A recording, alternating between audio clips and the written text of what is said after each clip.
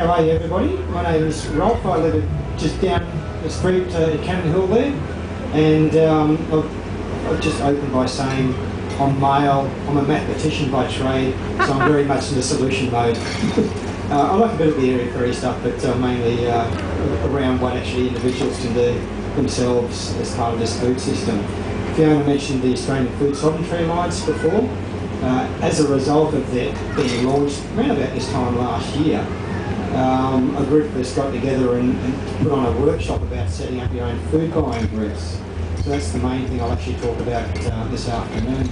So that happened end of March, and I thought I'd put my money where my mouth is and start up my own food buying group, or our own food buying group in Morningside.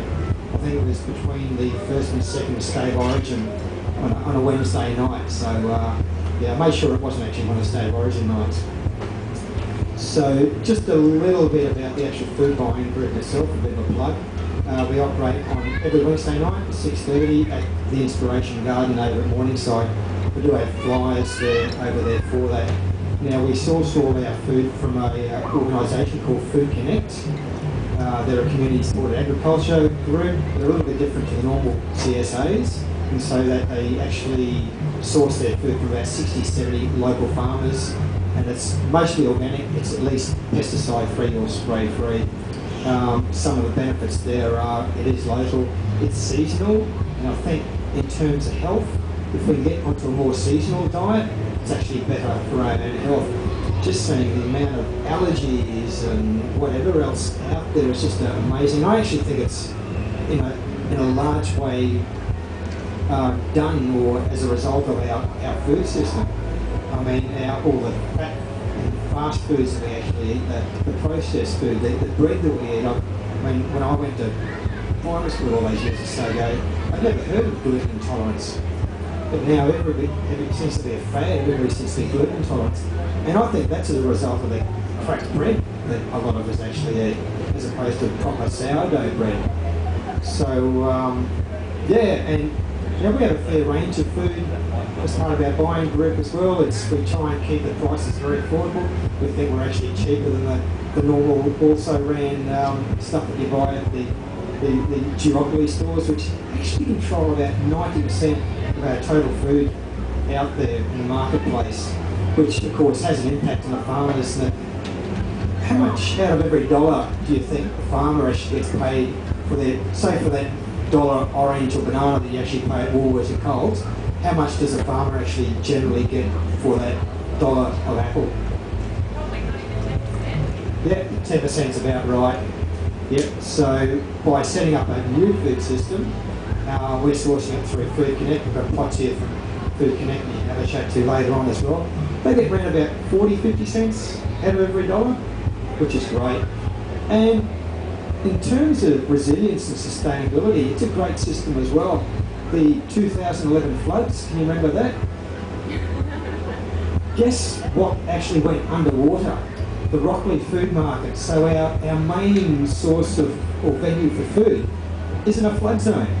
So ironically, Food Connect had a bit of surplus food left over because some of the restaurants they were supplying also had a few water issues. Food Connect were actually cooking up meals for the cleaner-uppers during the floods. And I remember somebody told me a story in the Gympie Times, which isn't particularly a conservative magazine. So Gympie was actually surrounded by water and floods. They had to airlift in food parcels and food into Gympie. But guess what was actually stuck in semi-trailers on the inside of Gympie that was actually cut off from the highways? Semi-trailers full of rotting food because they weren't actually able to distribute that food amongst the people there. So that's how screwed our food system actually is at the moment. Okay, that's enough about that. So, as part of our group as well, it's all about creating community. So, it's not just about buying food, it's about connecting with other people. So, the funds that we're actually raising, the extra funds that we're actually raising, we're actually going towards some community projects. We've been running long enough now to actually I've just put in an order for a stone ground flour mill, because we know how important grinding your own flour is flour, once it's actually milled, goes rancid after 3 days. So I don't particularly want to eat rancid flour or bread made from rancid flour, so that's what we've actually done. So it's a community mill, so people will be able to use it, will be able to grind out their own rice, wheat, whatever, chickpeas. And down the track we're looking at getting a pop oven for the inspiration garden as well. So it's all about creating that community and putting that money back in the community. And I love it when people actually come up and say to me, I used to go to Woolworths or Coles 2-3 times a week, now I go once a month, because it's just a habit now, I come to the food buying group. And the impact of water on our water systems, or our current system, is just phenomenal. Anybody heard of a guy called, environmental lawyer called Michael Mobbs? He wrote a book called Sustainable House many years or so ago from down in Sydney. And once he actually wrote that, he realised, okay, well, he was water sufficient as far as his own house was concerned, but then he thought, gee, there's a lot of water actually involved in my food. So he then wrote a book called Sustainable Food. I've got a copy out at my stand over there if people want to have a look for it. And he was just amazed as to how unsustainable our food system is in terms of water. So he does a lot of guerrilla gardening on the footpaths and stuff, which at the moment isn't allowed actually in Brisbane. I have had my second letter now about naughty, you can't grow strawberries and herbs and stuff on your verge, but that's okay, I'll just file it away.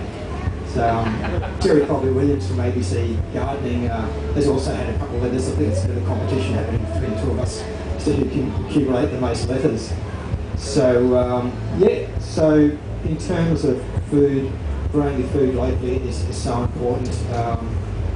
We operate out of a community garden called the Inspiration Garden, which has been going for 3 years now. We actually launched it with a perma-blitz, the 10th, 2010, 3 years or so ago. And perma-blitz is a group of us that try and, I suppose, plan people's yards, front yards, backyards on permaculture principles. Once a design has actually been done, you might have 30, 40 volunteers that turn up on the given day and blitz the yard. The hosts, they don't get sent away for the holiday, like backyard blitz. They have to basically cook up a storm for all the hungry volunteers. Seven Hills State School had one about a year and a half or so ago, and there was about 100 of us actually turn up for that. So that was a great combination of us Prima Blitz junkies, the students, the teachers, and the principal that came along as well. So that was a great day. So that's how that community garden kicked off, and I encourage everybody to come along and see the garden. It's at Morningside. We've got details outside for that as well. We were open for Australian House Day 2 weekends ago now. Had 350 people through, so that was fantastic. And lastly, I want to drill into, gardening in your own yard. Do it for your health. I mean, there's nothing better than sitting, foraging around your garden, growing things, listening to my pets.